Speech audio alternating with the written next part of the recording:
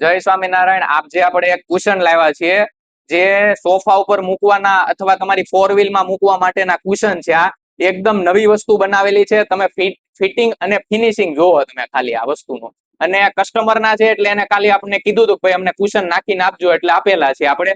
બાકી તો આપણે આ સિલાઈ વગરના તમે જોઈ શકો છો કેવા લાગે છે. ફિટિંગ જોઈ લો તમે ખાલી, એકદમ હેવી છે. પાછળ ચેન પણ આવે છે, હેવી ચેન. ઇનર કમ્પ્લીટ છે, ફ્યુઝિંગ કરેલા જ આવશે.